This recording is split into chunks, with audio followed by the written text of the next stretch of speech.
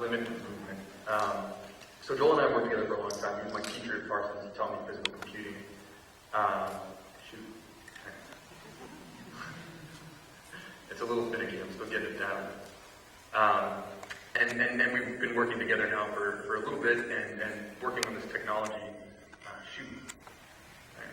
I may have to disengage from the presentation, but what I want to get to first is show you how this works.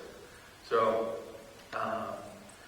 here is an example of us presenting at Maker Faire, and really the reason we do what we do is to inform and teach a younger generation of people and also inspire them to get invested in hacking the body, understanding the brain, understanding our relationship to technology at a younger age. And so here's an individual at Maker Faire that's seeing his brainwaves for the first time. So in many ways, I like to think of what we do as, we have a very building block approach, if you will, where our entire system, the ecosystem of the platform of OpenBCI is modular. There are many components, both expensive and cheap. And I don't know how about you guys, but for me, Lego as a child probably shaped me as much as anything else. Show of hands, who here played with Lego or connects? Yeah, okay, so most of us.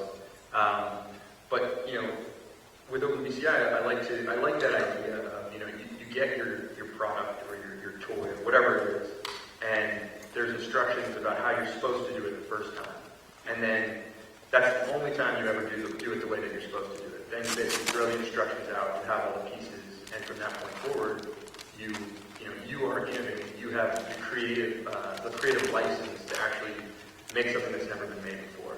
And so Arduino came along and essentially did that for electronics, and a lot of false positives. And what I'm trying to do, what we're doing at OpenBCI is essentially, okay, I got stuff in my hands, is do it for biosensing and for EEG. So we make these tools. We make $100. This is for pre-order. We just ran a successful Kickstarter, and we're actually entirely crowdfunded. So we've had no investment other than an initial. Essentially, our starting point was under a DARPA grant, which we ended up leaving to then go to a crowdfunding campaign. Stop it. So we've got these technologies. We've got the $100 board, the $500 board, and then a variety of 3D printed headsets. And so we've also partnered with a company, Lulzbot. They make totally open hardware 3D printers, and there's a good chance that they're going to help us with the fulfillment of our next batch of 3D printed headsets. So what is a brain-computer interface? We brand ourselves as more than a brain-computer interface, but at the end of the day, that is the most exciting thing about what we do, is trying to discover what's going on inside of this wealth of this seemingly infinitely complex thing that makes up our emotions, our decisions, all of these things. Well, essentially, BCIs are any type of translation from your brain to a computer, hence brain-computer interface. And they range from very invasive to very non-invasive. So invasive forms of BCI include Utah electrode arrays, as you see here, which is essentially like a 10 by 10 grid of needle electrodes. And then there's electroportography, which is surface mount electrodes on the brain. And then we've got fMRI, which has great spatial resolution, but not very high temporal resolution, meaning it's not very good at measuring at a fast rate.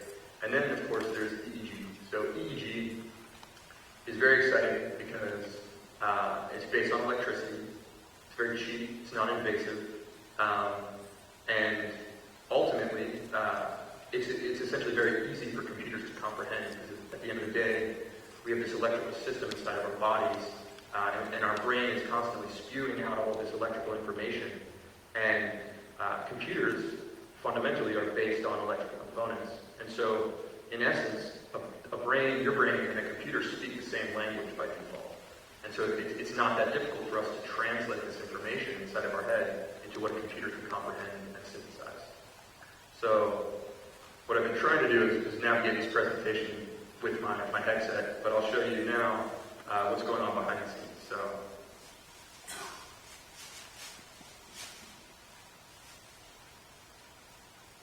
there it is.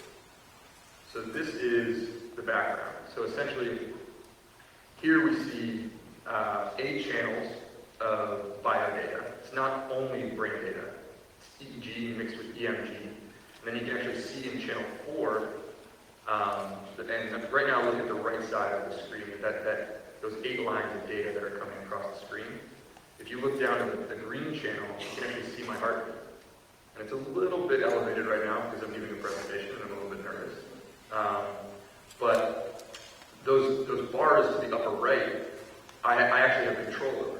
So they also sometimes just do what they want to do because my body does what it wants to do without me thinking about it.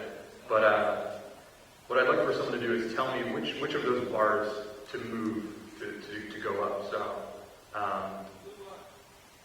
wait, they're all blue. The right one. Okay. I heard middle first.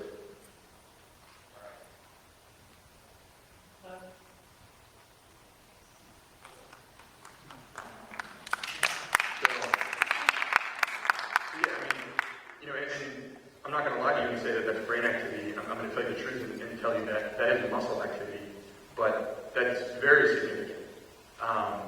And I'll get to why in a second. But this right here is our open source software. Everything that we design is open source in the spirit of DIY, the DIY Cyborgia that I'm talking about.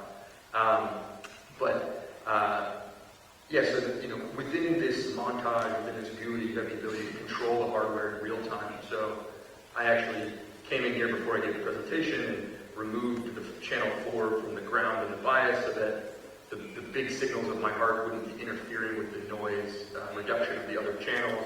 So you can come in here and you have a lot of control over the hardware. Alright, I'm going to go back to the presentation now. So I'll do my best to use my eyes, but I may switch to just hands at some point. So going forward.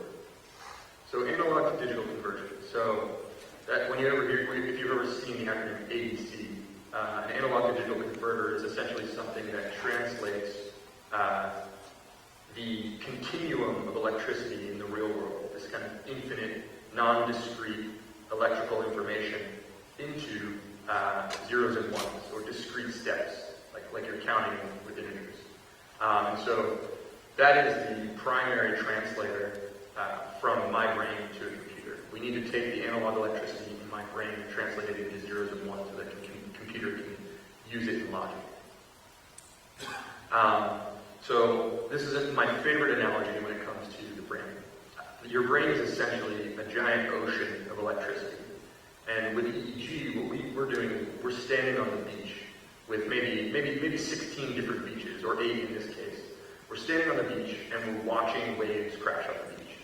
We see electrical waves crashing, and every once in a while we get a big wave. And maybe we get a succession of big waves, basically one big wave after another. So keep that in mind. If you took a multimeter and you put it on both sides of the battery, you would see a steady voltage over time.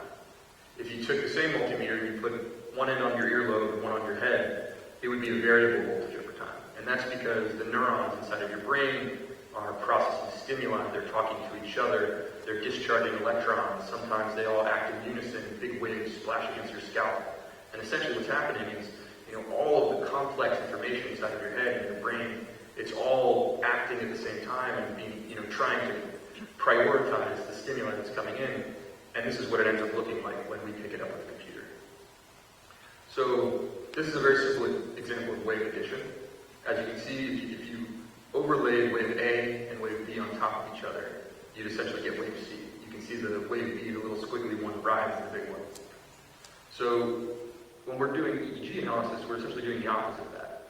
We get this combination of frequencies, and we want to do wave subtraction. We use something called FFT to break a raw electrical or voltage over time data set into frequency bins, and that is brain activity.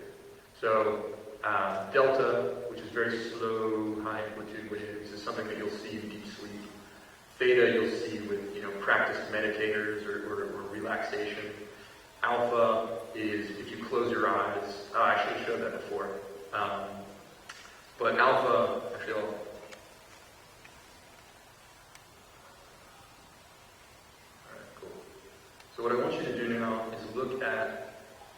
look at my cursor here, and look at channels 7 and 8 at the bottom of the head.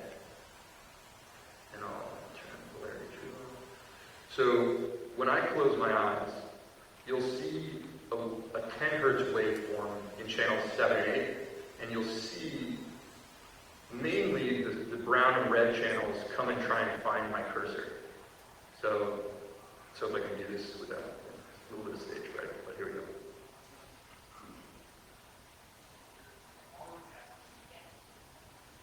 So there you go. So that is the brainwave. That is the alpha frequency. Obviously, it's more difficult for me to conjure that than for me to do, left, right, middle. But it's still doable. Go back. So, when we're looking at whether it's EMG or EEG, really we're just looking at this wave and we're trying to dissect it and understand what it means. And here's an example of GUI. This is our old GUI. And if you want to learn more about this, I'm going to run a workshop later today, and I'll go more into the nitty-gritty of kind of using the GUI and also various SDKs and getting started opportunities of working with OpenBCI.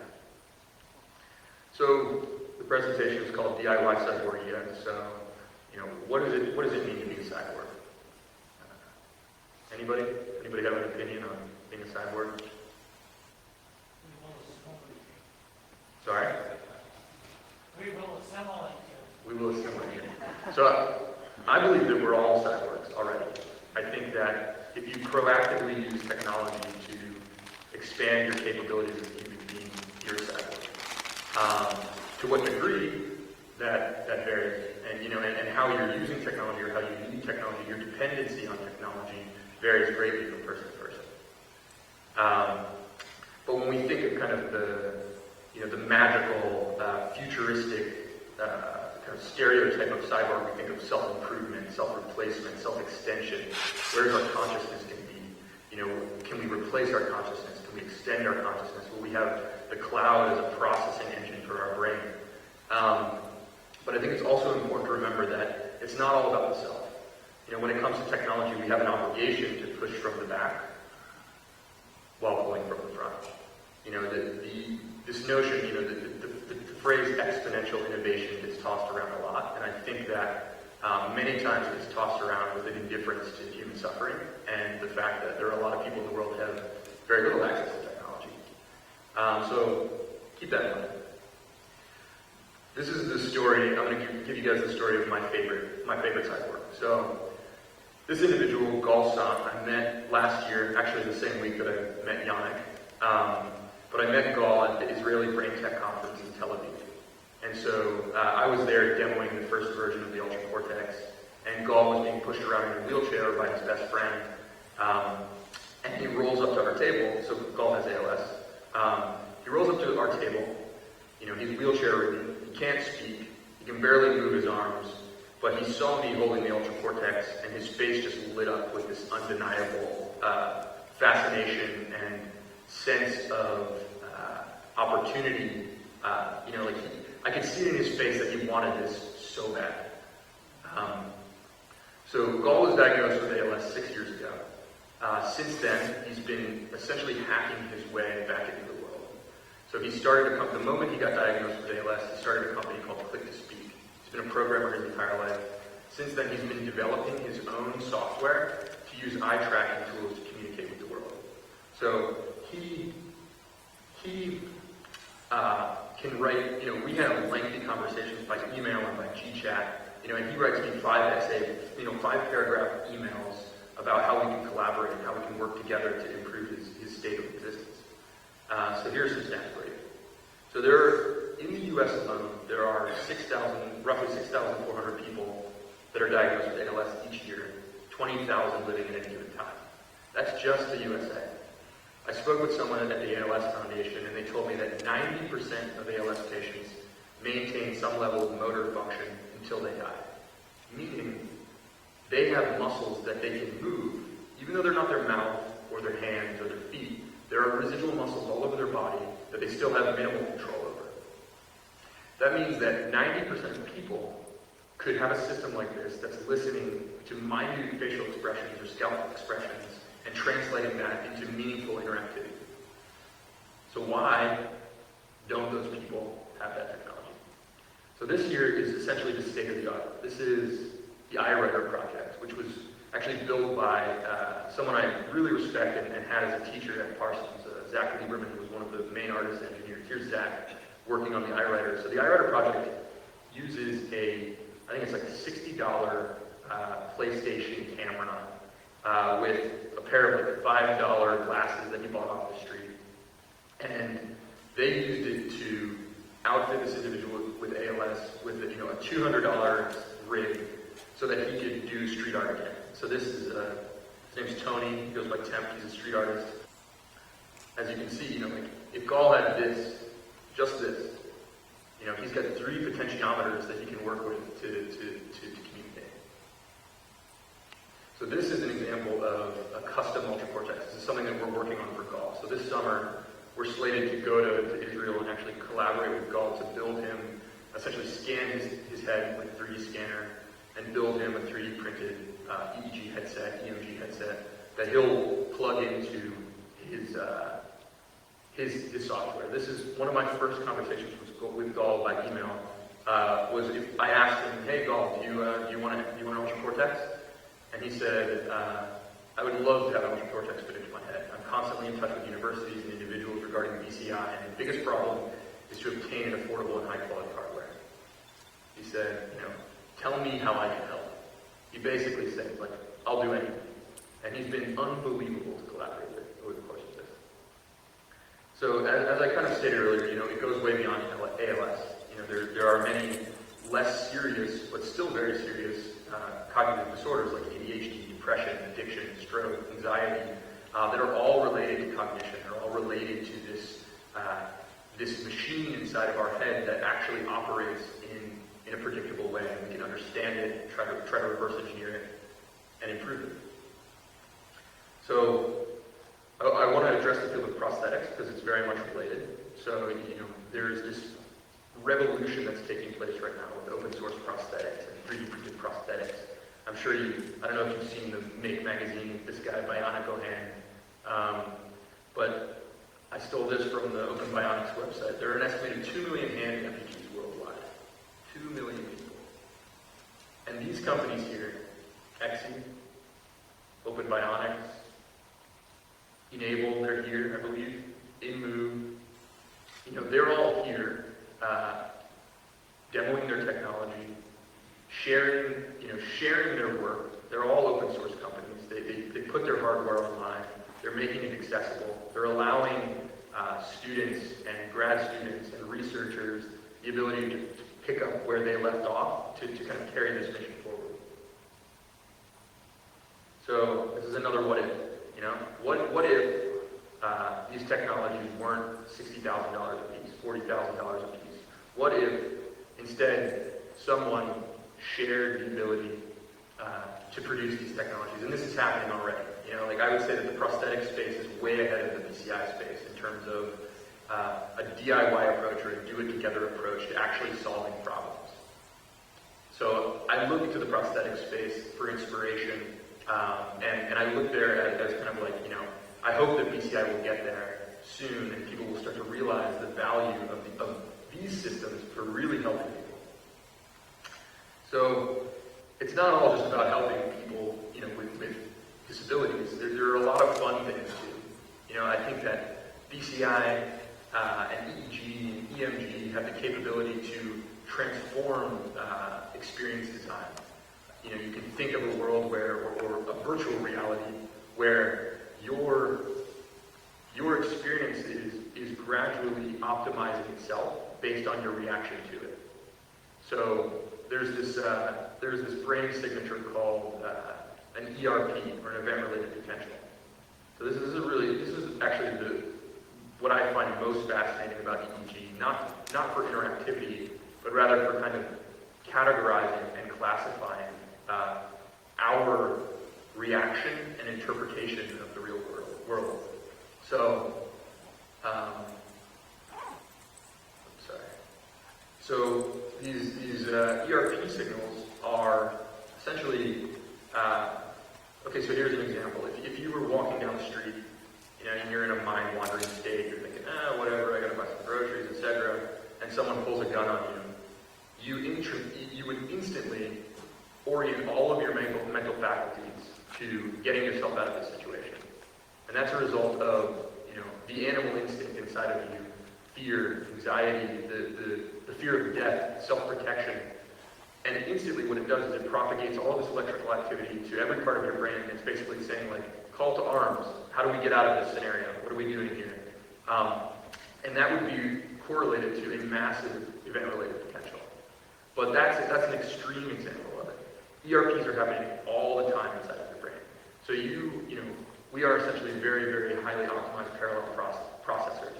We are taking in stimuli from what we feel, what we smell, what we taste, what we hear, what we see, and our brain is taking all of this information in through our sensory receptors and translating it into the same electrical signal that is interpreted by every part of your brain. It basically gets siphoned down into a very simple code that your brain processes the same way, all the stimuli. And then, there's this crosstalk between the kind of the lizard part of the brain, as I like to call it, and then the higher complexes, which is your brain that has evolved over time to not act based on instinct, but actually process and have a human approach to decision making. So this ERP model, though, could be so these ERPs are happening all the time. You could be looking at a computer screen. You could be presented with a newsfeed, for instance, from Facebook, and ERPs can be tracked to know what you're interested in and how interested you're in it, and how you're interacting with it. But I think this also is really interesting for experience design because, for virtual reality or for game design or for music or new types of really just entertainment, I think there's a lot of opportunity there. Anyway, that was a bit of a tangent. So, why DIY? So, at OpenBCI, as you probably already know, I'm a big proponent of open source. I'm a big proponent of free hardware, free software, open access to technology. And I really believe in this because I feel that, not only is access to technology important for equality and preventing social stratification and, education, awareness of the way that the world works, but the reality is that when you open source what you do, innovation takes place faster. The majority of the technological innovation that's taken place for the Open BCI hardware system has been done by people who are not even getting paid by Open BCI. And I think this just speaks so much to the value of community engagement. If you make the effort to share what you've learned and put it out there and tell the world, this is as good as I can make it. Can you help me make it better? Learn from what I did and now tell me how to do what you do. So, that's at the core of what we do. And we have a lot of partners, a lot of people who are, working with us, beside us, to drive forward the space of DIY neurohacking.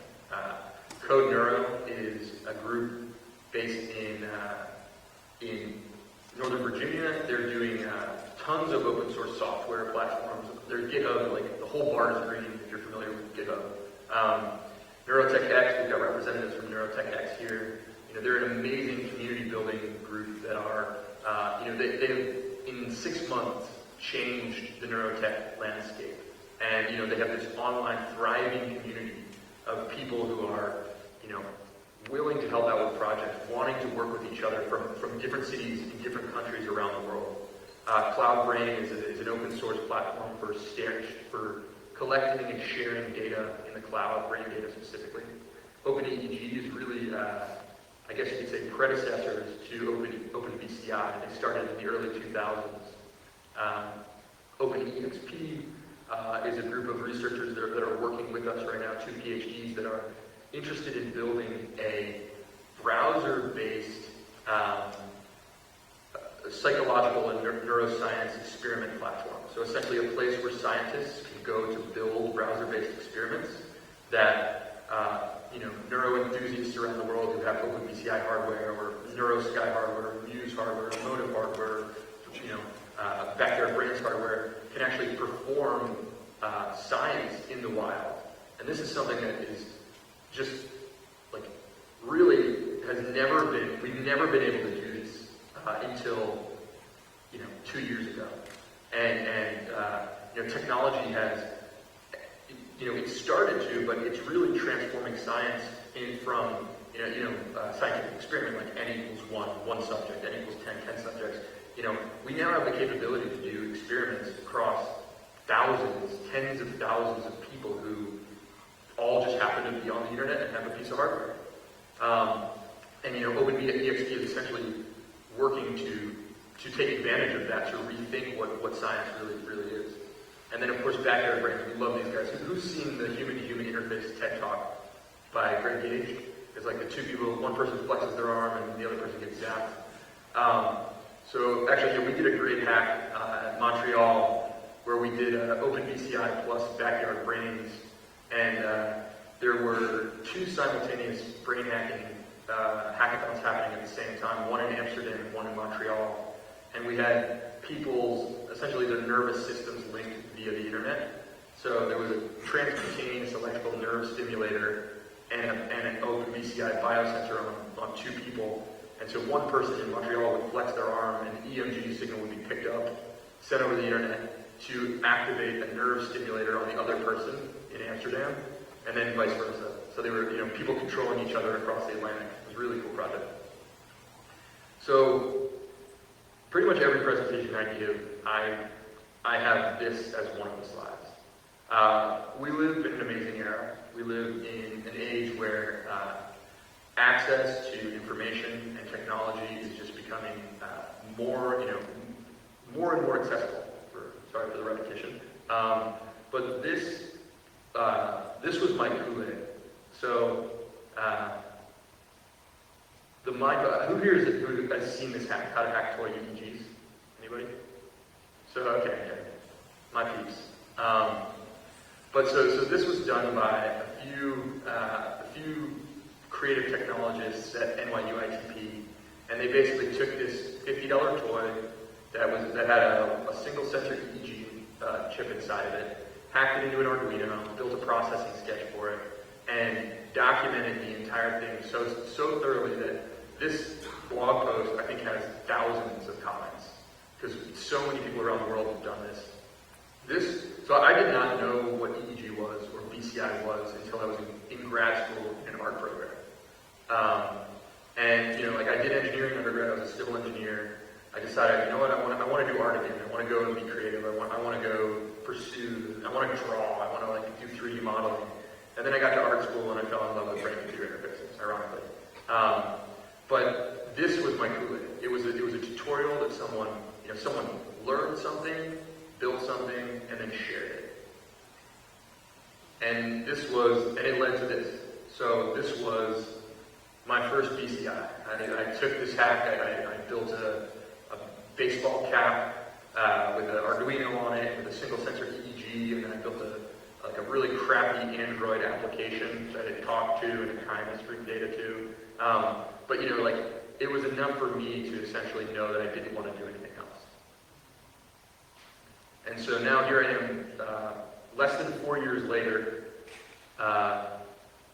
talking on a stage, presenting a robust technology system, and I credit all of that to people who share what they do, who believe in open innovation, who believe in open technology, because without that, I wouldn't know anything about what I know. So, in the world today, you have the greatest ability to make a difference when you share what you make. Knowledge, ideas, and technology should be available and accessible to everyone. And I know that there are many models for running a successful business, for finding venture capital to succeed and things like that. But I want to tell you that not only is sharing what you make and putting it out there and the freedom of the information feel like the right thing to do, but it really does foster innovation. And I want to use this as an example. So this is partly a plug because these guys support us, but we could not be more happy to receive donations from this company. So who here knows, who's here is into 3D printing? A little bit? Okay, cool. So how, have you watched, I'm sure you're aware of the trajectory of the 3D printing hype and then basically the giant crash in the last 2 years. So companies like Stratasys and Stratasys and 3D Systems essentially bought up every single little 3D printing startup, acquired all of them, scooped them underneath their umbrellas to build these massive corporations, and their stock has plummeted. Their printers have also, essentially the quality of their printers has gotten worse. So in our first Kickstarter campaign, these guys donated a printer to us before we were anything. They were just like, oh, open hardware, great, we'll give you a free 3D printer. And at that time, they were kind of middle of the pack 3D printing company. 2 years later, they just won Best in Class 3D printer as labeled by Make Magazine. Make Magazine doesn't really have a preference one way or the other. I've worked with many different 3D printers. The new TAS 5 is the best 3D printer on the market right now. And this company is an entirely open source, open hardware company. And the reason I believe that's true is because the same reason that we're innovating and growing so quickly, we have community that are helping us make our product better. They're willing to help us because we're sharing what we do. The TAS 5, the Wallsbach crew have grown, so steadily and reliably and sustainably, and now they have the best 3D printer on the market. So that's just I wanted to share that as a case study as to, I'm not just spewing words out of my mouth. So if I could just say, lessons learned, you don't have to take my word for it, but I would say, do it yourself first, figure out how it's done, do it together, share it with people, and then do it for others.